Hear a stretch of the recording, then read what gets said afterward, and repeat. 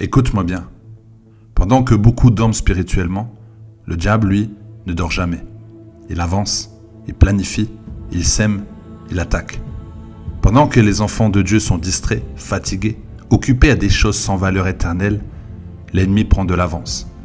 Oui, il avance pendant que tu repousses ta prière à demain. Il agit pendant que tu dis « je n'ai pas le temps ». Il construit pendant que tu perds ton feu. Mais Dieu t'envoie ce message aujourd'hui. Réveille-toi, toi qui dors. Relève-toi d'entre les morts et Christ t'éclairera. Le royaume de Dieu a besoin de toi maintenant. Pas demain, pas plus tard. C'est aujourd'hui que tu dois te lever. Tu dis peut-être, je ne suis pas prêt. Mais écoute, Dieu n'appelle pas les qualifiés. Il qualifie ceux qu'il appelle. Pendant que tu hésites, le diable s'installe dans des vies. Pendant que tu doutes, des âmes se perdent. Pendant que tu cherches des excuses, l'enfer gagne du terrain. C'est le moment de te lever et de dire « Seigneur, me voici, envoie-moi ». Tu ne peux pas être un chrétien de surface. Tu ne peux pas vivre comme si tu avais le temps. Le temps n'est plus à la distraction. Le temps est à l'action. Lève-toi dans la prière, lève-toi dans le jeûne, lève-toi dans la sainteté, lève-toi dans la foi. Parce que Dieu cherche des hommes et des femmes en feu, pas des spectateurs, mais des bâtisseurs du royaume. On a trop entendu des messages sans transformation, trop reçu des révélations sans action, trop parlé du réveil sans être les acteurs. Mais cette génération ne verra pas le feu si personne ne l'allume. Et ce feu, Dieu veut l'allumer en toi. Il est dit, pendant que les hommes dormaient, l'ennemi vint et sema de livrer. Matthieu 13, 25. Pendant que tu dors spirituellement, le diable sème la peur, la confusion, le découragement, la division.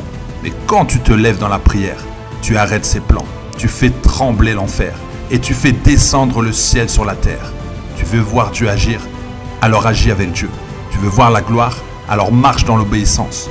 Tu veux voir la puissance, alors réveille ton autel de prière. Assez d'excuses, assez de compromis. Le monde a besoin d'un évangile de feu, pas un évangile tiède. Tu n'as pas été sauvé pour rester assis. Tu as été sauvé pour impacter, transformer, conquérir. Le réveil ne commence pas dans l'église. Il commence dans ton cœur.